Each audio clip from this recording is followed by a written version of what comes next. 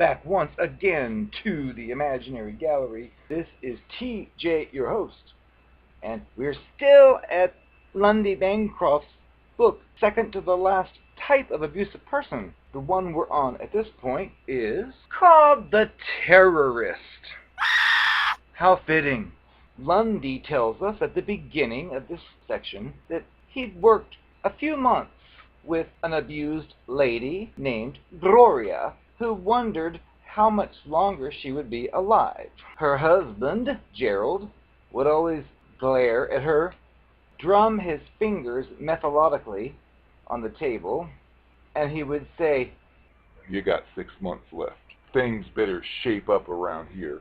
Her head would swim, and her heart would race with fear, and she would plead for him to please tell me what you plan to do to me at the end of 6 months. He would answer with maybe just a hint of a cold smile. "You just wait and see. 6 months, Gloria." Gerald had never laid a hand on Gloria in the entire 6 years that they were together, but she was still terrified. She started to work with Mr. Bancroft on making an escape plan so that she could escape or run away with the 2-year-old son. The Terr0rist tends to be both highly controlling as well as extremely demanding. This creature's worst aspect, however, is that it frequently reminds the partner that he or she could physically tear her to shreds or even murder her. It doesn't necessarily beat the partner. However, some abusers know how to terrorize the partners with threats, strangely veiled statements, bizarre behaviors. One of his violent clients cut an article out of the newspaper that was about a lady who was killed by her own husband. He taped it to the refrigerator. Another client would take out his gun when he was angry at the partner, and he would insist that he was just getting ready to clean it, and that it had nothing to do with her. Another one responded to the partner's announcement that she was leaving by spilling the blood of an animal in front of the house. Now, unlike most abusive people, this Terr0rist often seems to be sadistic. It gets enjoyment out of causing pain and fear and is thrilled with cruelty. Likely, this type of person was abused when it was a child, which is not true of all other abusers. However, you cannot help him or her to heal. This may be a tough concept to accept, since the hope of helping this creature to overcome its problems may be what gets you through this terror of living with it. Well, the Terr0rist problems are much, much too deep for any partner to solve. These creatures have a very complex weave of serious psychological problems with the typical destructive nature of an abusive person. Lundy suggests that instead you focus on getting yourself safe. The Terr0rist's main goal is to paralyze you with fear so that you wouldn't dare consider leaving this person or cheating on this person. The great majority of these abuser people who make lethal threats against the partners never carry them out, but that still leaves a lot to do.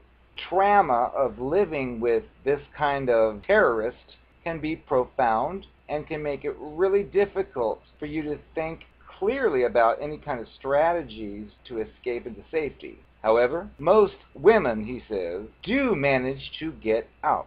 The critical first step is to seek confidential assistance as soon as possible. He again suggests to call an abuse hotline, which I would think nowadays there's probably something online you could type to secretly. Now, when a target/victim leaves the Terr0rist, he or she may stalk or threaten the partner. And this dangerous harassment may go on for the longest time. If the couple had children, he or she may attempt to gain custody or unsupervised visitation so that it can terrorize or control the partner through the children. Brilliant people. It also may use information that he or she has about him or her, such as where the person works or where the parents live, to track this person and to threaten the loved ones. It is essential that friends, relatives, courts, and communities understand the realities of these risks and give the woman or man the most complete support and protection possible, while simultaneously taking the necessary steps to hold the abusive person accountable. It may be possible to stop that terrorist person from escalating to a murder, but only if it gets a strong message that stalking and threatening an ex-partner is not acceptable, and that he or she is responsible for his or her own actions, and that the community is prepared to put it in jail if threatening behavior does not stop immediately. Any actions short of this will be insufficient.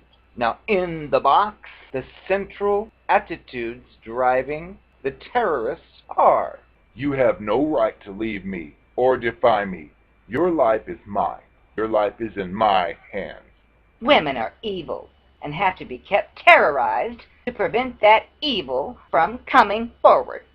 I'd rather die than accept your right to independence. The kids are one of the best tools I can use to make you fearful. Seeing you terrified is extremely satisfying to me and exciting. You probably want to know why your mother and I didn't seem to get along. Well, let me explain it to you now. First of all, when you first brought me home to meet your mother, I could tell within the first 5 minutes she was a narcopath just like me. After all, she raised you. Why do you think I targeted you? That's a different story. Regardless, I thought I'd play it by ear because I could tell what she was, and I'm sure she could tell what I was. At first, we did our charming thing, and I complimented her hair and how pretty it looked, even though I knew it was a wig.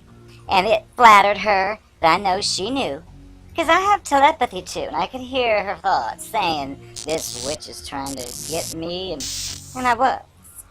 I could tell it wasn't going to work, because it's kind of like two magnets.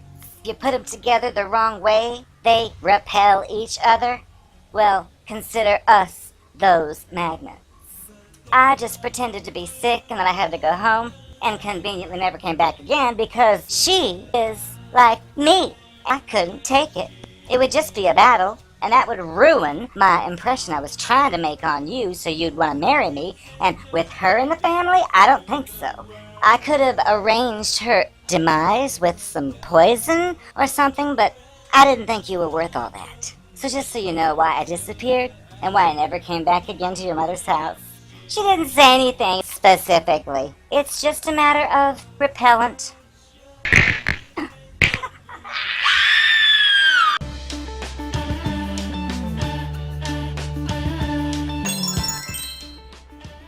Hi, I'm the new Sandy Hoaxtard. I'm gonna take a little break. I think I need a vacation.